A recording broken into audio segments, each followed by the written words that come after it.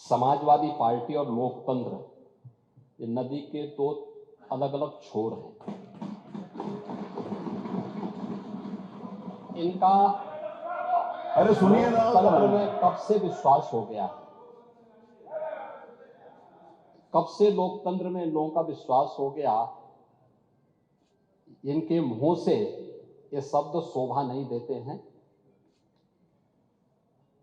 स्वाभाविक रूप से संभल में जो नंग तांडव इन्होंने समाजवादी पार्टी सरकार के समय किया था, आज जब वहां पर उसका शुद्धिकरण का अभियान चल रहा है, तो अगर आपको हवन डालना है तब तो ठीक बात है, लेकिन अनावश्यक रूप से हर एक जगह न्यूसेंस क्रिएट करना, अपनी नकारात्मकता से उस क्षेत्र के विकास को अवरुद्ध करना, संभल हो, बहराइच हो या गोरखपुर, ये समाजवादी पार्टी हर जगह यही करती है।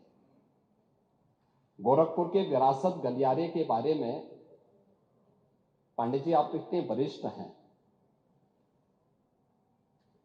लोग आपको अनावश्यक रूप से मोहरा बना करके आपके कंधे पर बंदूक रख करके, अब आपको कम से कम इस उम्र में इस बात का ध्यान रखना चाहिए कि इस उम्र में सब नहीं होने देना चाहिए, जो आपके कंधे में बंदूक रख करके निशाना साधने का प्रयास कर रहे हैं। आपके 3 दिन पहले मैं स्वयं उस विरासत गलियारे का दौरा किया था, मालूम है ना।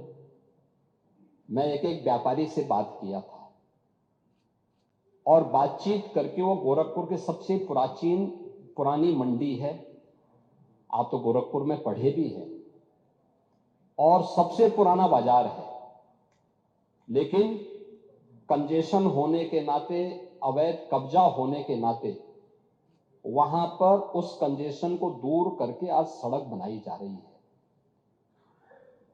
आप लोगों ने अपने समय में तो कुछ किया नहीं। वहां के मासूम बच्चे दम तोड़ते थे बीमारी से, इंसेफ्लाइटिस से 700 से लेकर 1500 बच्चों की प्रतिवर्ष मौत होती थी। आपकी विधानसभा के भी और सिद्धार्थनगर जनपद के भी सैकड़ों बच्चे मरते थे। कभी आप लोग कुछ नहीं किए, विकास के लिए आप लोग कुछ नहीं किए। अपने समय में विकास का आपका कोई एजेंडा नहीं था। और अगर भारतीय जनता पार्टी की सरकार, एनडीए की ये सरकार विकास कराना चाहती है, तो आपको इसमें भी बुरा लगता है। और वो विरासत गलियारा उसी पुराने बाजार के पुनरुद्धार करने को, जिससे वहां के, आपको मालूम है, वहीं पे गोरखपुर का घंटाघर भी है, गीता प्रेस भी उसी से सटे हुए क्षेत्र में है, और गोरखपुर का सबसे प्राचीन बाजार भी जो मार्केट है उसी से जुड़ा हुआ है। उस मार्ग को बनाने के लिए और एक एक व्यक्ति, एक एक व्यापारी को कंपनसेशन देने के बाद 3 दिन पहले मैंने स्वयं उस क्षेत्र का दौरा करने की बात की थी। उसके बाद राजनीति करने के लिए आप गए थे। भारतीय जनता पार्टी ने नहीं, बल्कि गोरखपुर के व्यापारियों ने आपका विरोध किया था। क्योंकि विरोध इसलिए भी किया था क्योंकि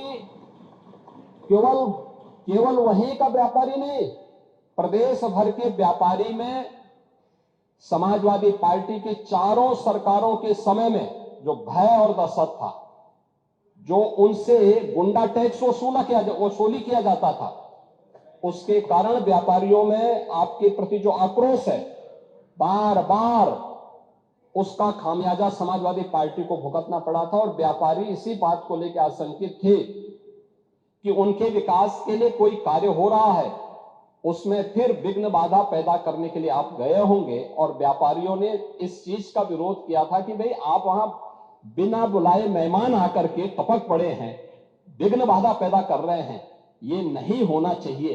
अरे वो तो आपका सम्मान किया व्यापारियों ने।